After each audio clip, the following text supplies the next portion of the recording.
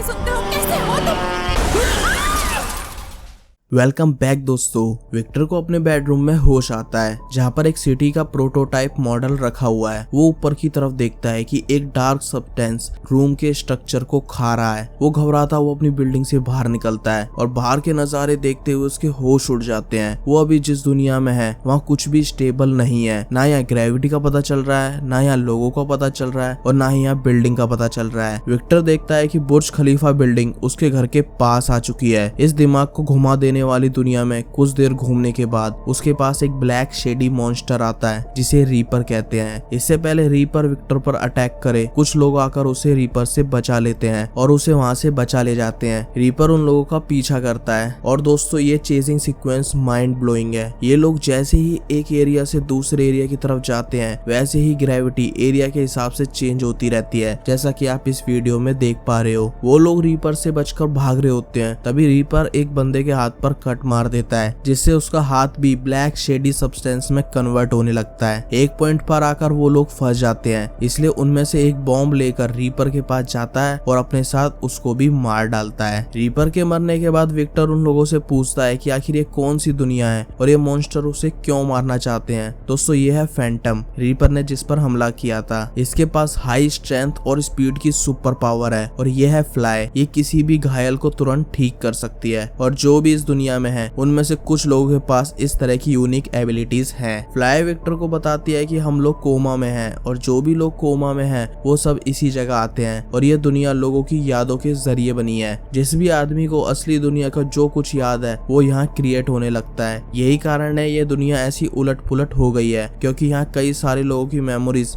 अपने अपने पर्सपेक्टिव से बनी हुई है। इसके अलावा जो बातें या चीजें हमें यहाँ याद नहीं रहती वो समझ लो इस दुनिया में एग्जिस्ट ही नहीं करती और ये रीपर्स भी पूरी यादों का नतीजा है। अगर रीपर ने यहाँ किसी को भी मार दिया तो वो असल दुनिया में भी मर जाएगा। और दोस्तों एक बात और आपको ध्यान रखना है कि इस दुनिया के 100 दिन असल दुनिया के एक दिन के बराबर है, यानी कि यहाँ लोग हजारों साल तक रह सकते हैं। कुछ ही देर में वो लोग एक बस में चढ़ते हैं और यहाँ होता है जादू। वो चढ़ते किसी और जगह पर हैं और उतरते किसी और जगह पर हैं। इसे कहते हैं मेमोरी गैप। किसी को खेत के पास खड़ी हुई बस याद थी और किसी को वही बस बिल्डिंग के पास खड़ी हुई याद थी। इसलिए दो लोगों की एक ही चीज को लेकर अलग अलग यादों के कारण ऐसा रास्ता बन चुका है। जिस जगह ये दोनों विक्टर को लेकर आए हैं यहाँ और भी लोग हैं। ये है स्प्रिट। ये कोमा में रह रहे किसी भी इंसान का इल्यूजन क्रिएट कर सकती है। फ्लाई विक्टर को उसकी जगह दिखाती है और फैंटम बाकी लोगों को उनके आने के निशान गायब करने को बोलता है ताकि रीपर उनके इस सेफ जगह पर ना आ सके। विक्टर देखता है कि यहाँ हर किसी के रूम में एक अलग ही दुनिया बनी हुई है। फ्लाई उसे बताती है कि जब हम लोग सोते हैं उस दौरान जो सपने हमें आते हैं वो यहाँ हकीकत में साकार हो जाते हैं। मतलब कि जो भी दुनिया वो लोग सपने में देखते हैं वैसी ही सपनों की दुनिया यहाँ कोमा वर्ल्ड में बननी शुरू हो जाती है। विक्टर अपने रूम में जाता है जो बिल्कुल सिंपल है। फ्लाई उसे अपने लीडर के बारे में बताती है जिसका नाम है यैन। यैन यहाँ का सबसे पुराना बंदा है और इसी ने सबको यहाँ पर सरवाइव करना सिखाया है। विक्टर थोड़ी देर के लिए सो जाता है और उसे सपने में अपने एक्सीडेंट नजर आता है जिसमें एक लड़की उसके साथ है और जैसे ही उसकी आंख खुलती है उसके कमरे में वही एक्सीडेंट वाली कार नजर आती है। सो दोस्तों कुछ इस तरह लोगों के सपने यहाँ पर हकीकत का रूप ले लेते हैं। कुछ ही देर में फैंटम उसके पास आता है और उसे नीचे ले जाता है। असल में यैन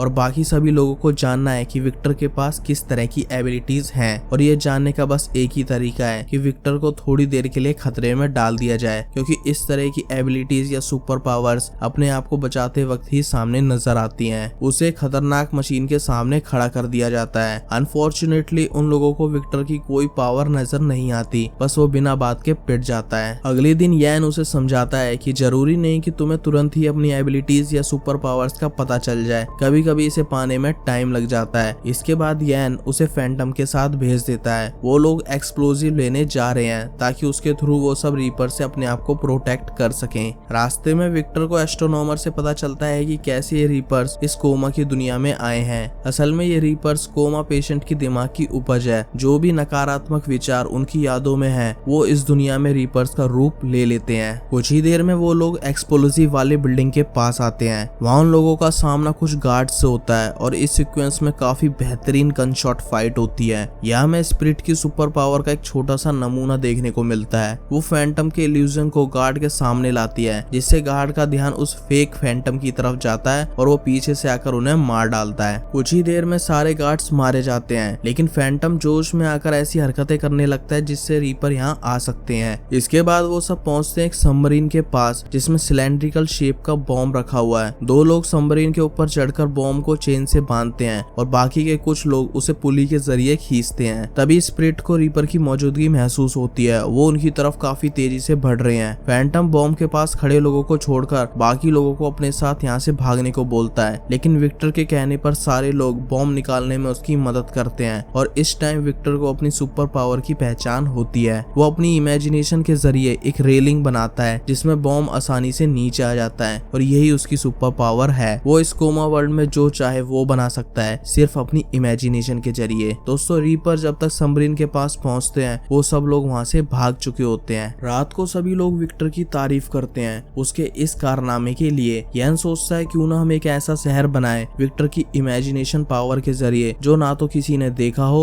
और ना ही किसी की यादों में हो, जिस कारण रीपर का वहां तक पहुंचना नामुमकिन हो जाए। और उसे एक ऐसा आइलैंड भी पता है जहां अभी तक कोई नहीं गया। विक्टर इसके लिए रेडी हो जाता है और यान को डर है कि रीपर कभी भी यहाँ पर हमला कर सकते हैं, इसलिए वो कल ही सब लोगों को उस अननोन आइलैंड तक ले जाने की सोचता है। और इस बार यान फैंटम की जगह एस्ट्रोनॉमर को स्क्वाड लीडर बनाता है, क्योंकि लास्ट मिशन में जोश में आकर फैंटम ने रीपर को बुला लिया था, लेकिन इस बार वो कोई रिस्क नहीं ले सकता। रात को विक्टर अपनी इमेजिनेशन की पावर से कुछ ऑब्जेक्ट बनाने की कोशिश करता है, लेकिन नाकामयाब रहता है। तभी फ्लाई उसके पास आती है। वो समझ चुकी है कि विक्टर को ऑब्जेक्ट क्रिएट करने में दिक्कत आ रही है। वो उसे कहती है कि जब तुम्हें सबमरीन के पास रेलिंग बनाई थी तो पहले ऑब्जेक्ट का ब्लूप्रिंट बनना शुरू हुआ था। विक्टर एक बार कोशिश और करता है और इस बार बिल्डिंग के ब्लूप्रिंट के बारे में सोचता है। दोस्तों, लकीली विक्टर बिल्डिंग का छोटा वर्जन बनाने में कामयाब हो जाता है। विक्टर को जो भी ऑब्जेक्ट बनाना है उसे ऑब्जेक्ट का ब्लूप्रिंट के बारे में सोचना होगा, तभी वो ऑब्जेक्ट कोमा वर्ल्ड में क्रिएट हो पाएगा। अगले दिन वो सब उस बिल्डिंग से रवाना होते हैं और निकल पड़ते हैं एक ऐसे आइलैंड की तरफ जहां आज से पहले कोई नहीं गया। बिल्डिंग से निकलने से पहले फैंटम एक फ्रीक्वेंसी बॉम्ब रख लेता है जिससे रीपर उसके पास आ सके। जाहिर है उसके इरादे नेक नहीं है। सारे लोग अपना सफर शुरू करते हैं। कुछ देर के बाद स्पिरिट महसूस करती है कि रीपर यहाँ आ चुके हैं, जबकि एस्ट्रोनॉमर के हिसाब से यहाँ कोई रीपर नहीं होना चाहिए था। तभी उन लोगों को पता चलता है कि यहाँ रीपर को फैंटम ने बुलाया है, क्योंकि उसके पास फ्रीक्वेंसी बॉम्ब है और उसका हाथ भी रीपर के हाथ जैसा हो गया है। दोस्तों, आपको याद होगा मूवी के शुरुआत में रीपर ने फैंटम के हाथ पर अटैक किया था, ये उसी का असर है। फैंटम यैन के बारे में कुछ बात बताने वाला होता है, तभी यैन उसे गोली मार देता है, जिससे वो मरता तो नहीं है लेकिन वहाँ से बचकर भाग जाता है। तभी कई सारे रीपर आकर लोगों को मारने लग जाते हैं और एंड तक सिर्फ विक्टर, फ्लाई,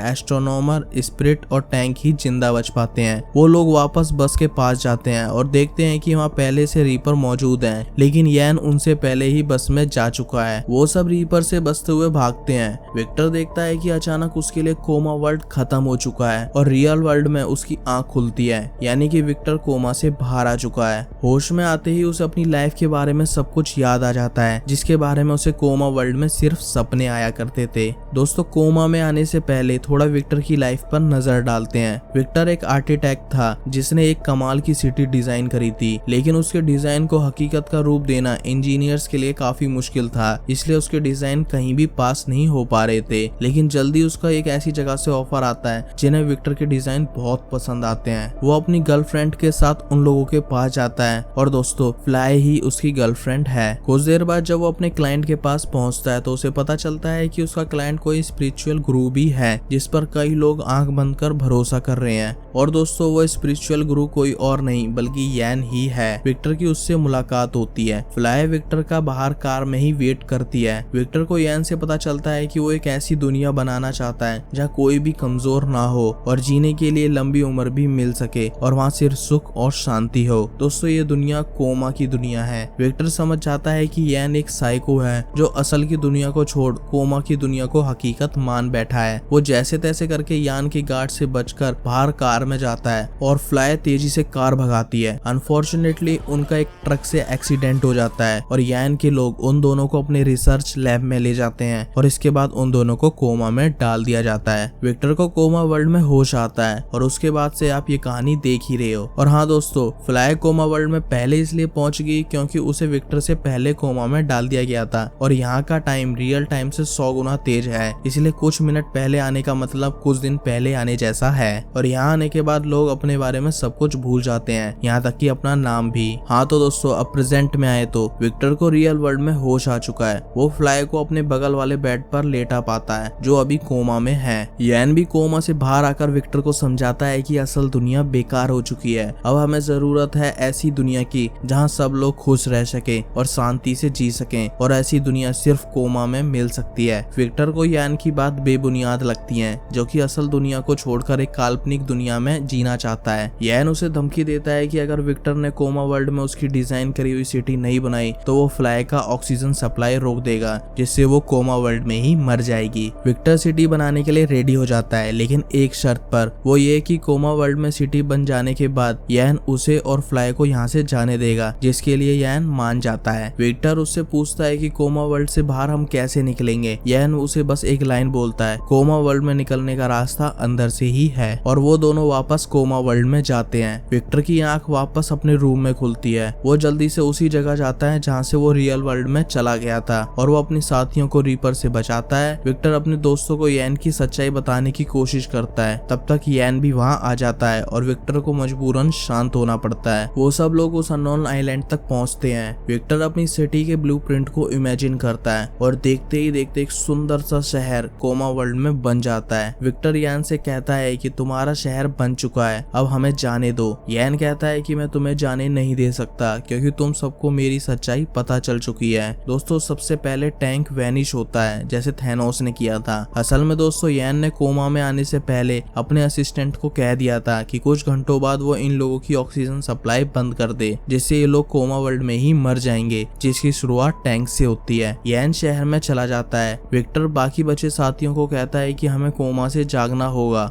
एस्ट्रोनॉमर विक्टर को कहता है कि अगर हमें कोमा से जागना है तो हमें सपनों की दुनिया में अपने आप को ढूंढना होगा। वो लोग उसी बिल्डिंग में जाते हैं जहाँ से सपनों की दुनिया का रास्ता है। विक्टर सभी को लेकर ड्रीम वर्ल्ड में जाता है जहाँ यैन की रिसर्च बिल्डिंग है, लेकिन दोस्तों बिल्डिंग में उन्हें रूम के अंदर अलग अलग जगह नजर आती हैं। एस्ट्रोनॉमर विक्टर को पूछता है कि तुम्हें उस रूम की कोई चीज याद है जो यहाँ दिख सके। तभी विक्टर को एक पेंटिंग याद आती है और सेम वैसे ही एनवायरनमेंट में वो आ चुका है। कुछ ही देर में एस्ट्रोनॉमर भी मर जाता है। तभी दोस्तों हम देखते हैं कि यैन वहाँ आकर विक्टर का रास्ता रोकता है। कुछ देर की फाइट के बाद एक रीपर आकर यैन को मार डालता है। दोस्तों, ये रीपर कोई और नहीं बल्कि फैंटम ही है जो रीपर बन चुका है। असल में उसे यैन की सच्चाई पहले से पता थी। इससे पहले वो इन सबको यैन के बारे में बताता, यैन ने उस पर अटैक कर दिया और उसे वहाँ से भागना पड़ा था। यैन के मरने के बाद विक्टर वही पेंटिंग वाली जगह देखता है और जैसे ही विक्टर उस जगह पर जाता है वो कोमा वर्ल्ड से बाहर आ जाता है और कोमा वर्ल्ड से बाहर आकर वो तुरंत फ्लाई को भी होश में लाता है और वो दोनों वहाँ से जाने लगते हैं। और इस बार यैन का असिस्टेंट भी उन्हें नहीं रोकता क्योंकि वो समझ चुका है यैन एक ऐसी काल्पनिक दुनिया चाहता था जहाँ सिर्फ उसका राज हो। सो दोस्तों, at the end of movie हम देखते हैं कि विक्टर रियलिस्टिक प्रोजेक्ट में काम करना शुरू कर देता है और फ्लाई के साथ अपनी नॉर्मल लाइफ जीता है। आई होप सो दोस्तों आपको ये स्टोरी अच्छी लगी हो। बाकी आप कमेंट कर सकते हो अगर कोई भी स्पेसिफिक मूवी का एक्सप्लेनेशन आपको देखना हो। बाकी मैं मिलूंगा जल्दी एक नई स्टोरी के साथ। जब तक के लिए बाय बाय।